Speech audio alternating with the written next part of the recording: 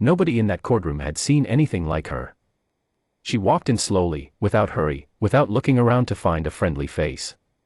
She carried a plain brown folder pressed against her chest like it was something precious. Her shoes made soft sounds on the hard floor. She sat down in her chair, placed the folder flat on the table in front of her, and then she folded her hands and waited. She did not cry. She did not beg. She did not even look at him. His name was Tariq Mansour. He sat across the room, leaning slightly back in his chair the way a man does when he believes everything has already been decided in his favor.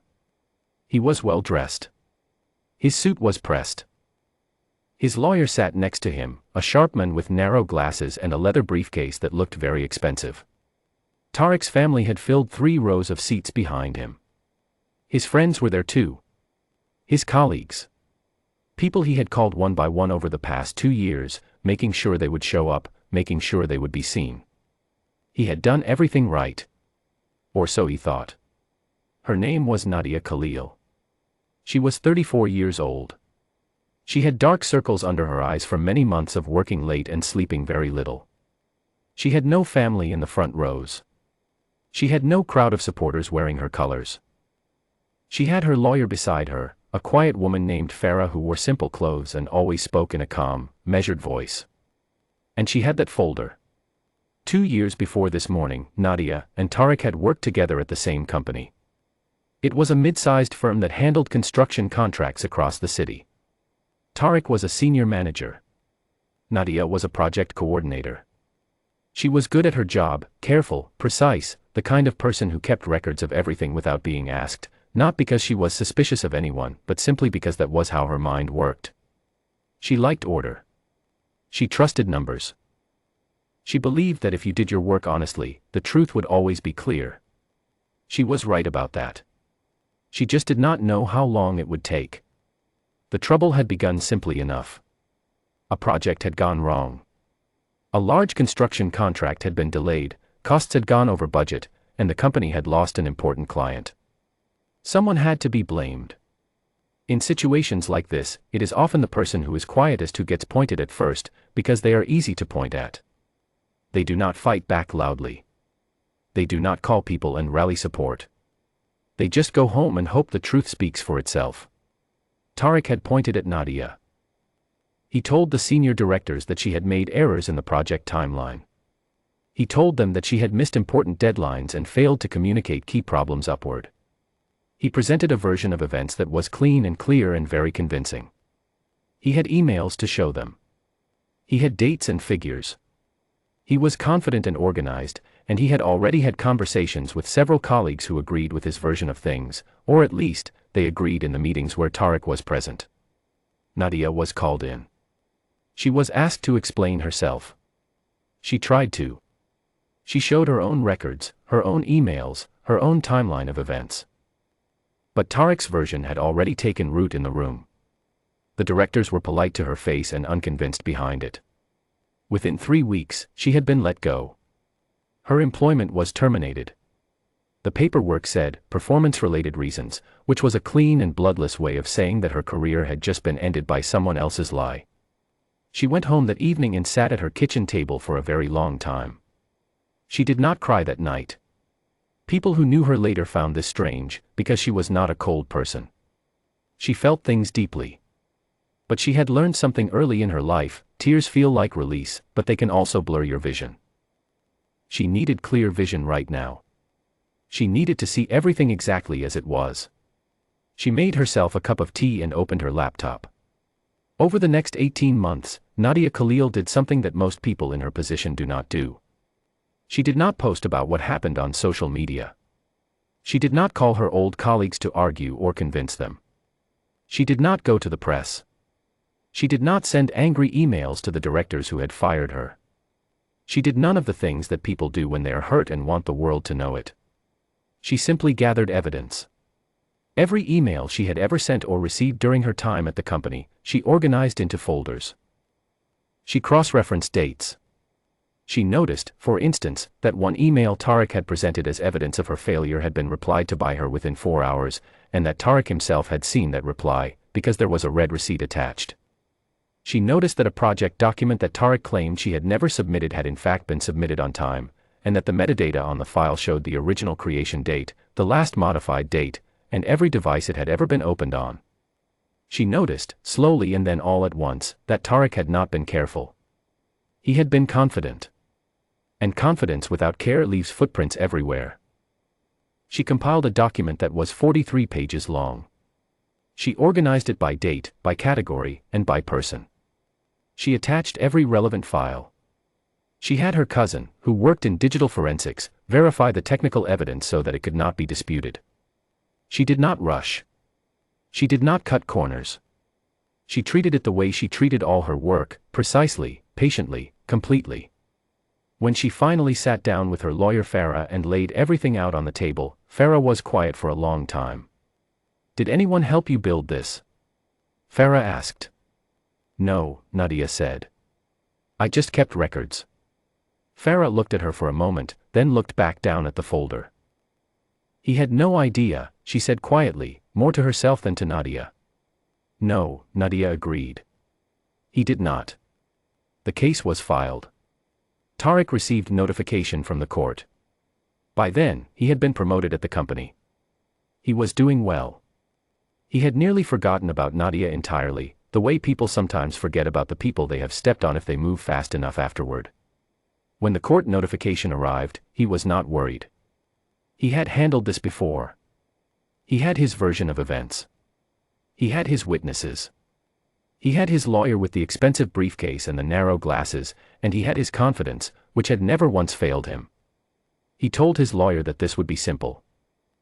His lawyer, to his credit, said, "Let us not assume anything until we see what she has." Tariq waved his hand. He was not the kind of man who worried about what other people had. The morning of the hearing, the courtroom filled quickly. Word had spread in the way that word always spreads when someone who lost everything decides to fight back. People who had worked with both Nadia and Tariq came.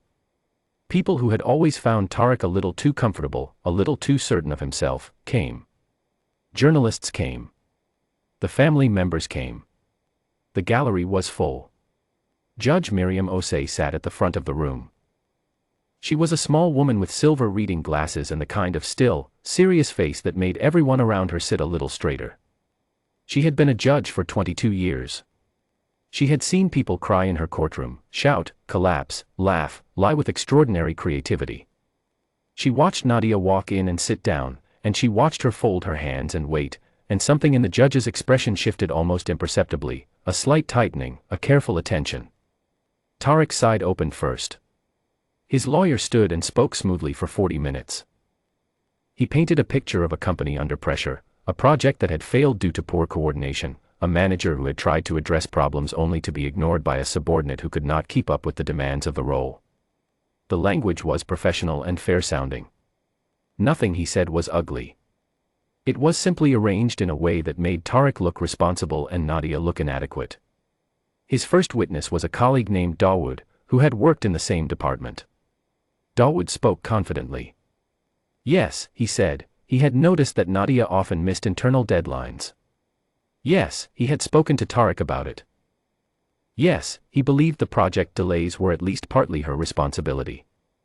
Farah stood to cross-examine him. She was quiet in the way that Nadia was quiet. She did not raise her voice. She did not make faces or sigh loudly or perform her skepticism. She simply asked questions. She asked Dawood about a specific meeting, a Monday morning briefing in March, 2 years ago. She asked him what had been discussed. He said he remembered the meeting, that the project timeline had been a concern. Farah nodded pleasantly and then asked whether he remembered Nadia presenting an updated timeline document in that meeting. Dawood hesitated. He said he did not believe so. Farah placed a printed document on the table, a copy of the meeting minutes, taken by the company's own administrative assistant, which listed Nadia as having presented a revised timeline and attached it as an appendix. She asked Dawood if that refreshed his memory. There was a pause. A long one. Perhaps she did present something, Dawood said slowly. I may have been mistaken. Farah thanked him and sat down. Nadia wrote something in the margin of her folder and did not look up. The second witness was more difficult. He was a director, a man with authority and a clear memory and a very firm belief in Tariq's version of events. He spoke for a long time. He was convincing. But Farah had the metadata. She had the read receipts. She had the file timestamps. One by one, like a person carefully removing stones from a wall, she placed them on the table and asked the witness to explain them. He could not explain them. He tried. He suggested technical errors. He suggested that timestamps could be unreliable.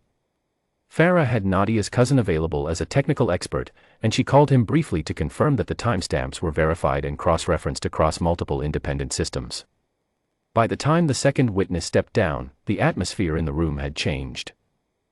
It was subtle at first, a restlessness, a shifting of weight, a few people in the gallery leaning forward. Tariq's lawyer asked for a short recess. Judge Osei granted 15 minutes. During those 15 minutes, Tariq sat very still. His lawyer spoke to him in a low voice. Tariq nodded a few times and then stopped nodding and just looked at the table in front of him. When the session resumed, Farah began presenting Nadia's core evidence. She did not rush. She went through it methodically, email by email, date by date, document by document. She showed that every major action Nadia had been accused of failing to take had in fact been taken. She showed that the information Tariq claimed he had never received had been sent to him directly, with confirmed read receipts. She showed that a document he had presented to the directors as evidence of Nadia's disorganization had been edited after the date it was supposedly created, and that the editing had happened from a device registered to Tariq's work profile. The courtroom was completely silent.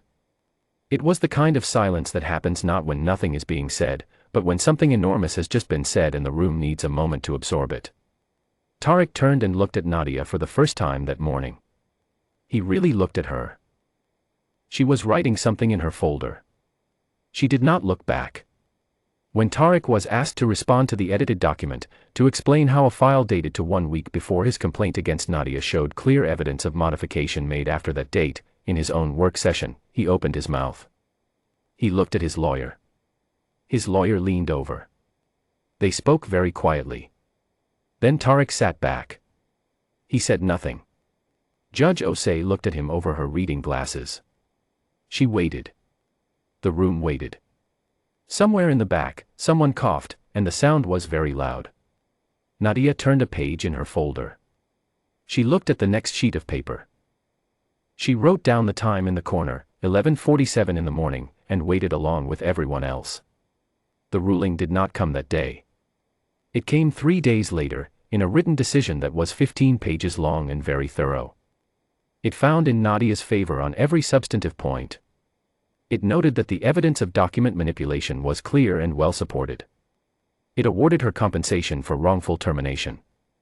It made specific findings about the way her professional reputation had been damaged and ordered that a correction be submitted in writing to the company's board. Tariq's employment was reviewed. His career, which had been climbing so steadily, stopped. The investigation that followed was not something he had planned for. Nadia received the written decision by email at 7 in the morning. She read it twice, sitting at the same kitchen table where she had sat 2 years earlier.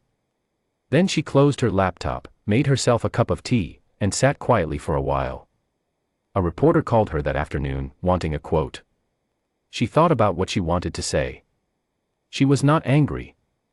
The anger, if it had ever been there in the way people expected, had been used up a long time ago, converted into something more useful, more precise. "I just kept records," she said. "I always kept records. I just had to wait for the right moment to show them." The reporter asked if she felt like she had won. She thought about this carefully. "I feel like I always knew," she said.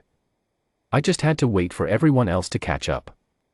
In the courtroom that morning, the people who had come expecting a fight had not gotten one. There had been no shouting. No dramatic accusations. No tears. No performance of suffering. There had simply been a woman with a folder, a methodical lawyer, and 18 months of patient, careful truth, laid out on a table, item by item, in front of everyone. Pride makes noise. It fills rooms. It rallies people and tells its story loudly and confidently, certain that volume is the same thing as truth. But truth does not need volume. It only needs time, and someone patient enough to give it that. Nadia Khalil had been exactly that person. She had not cried. She had not begged. She had not raised her voice or lost her composure or done any of the things that people do when they want to be seen as victims. She had done something far harder and far more effective. She had simply waited, prepared, and walked in.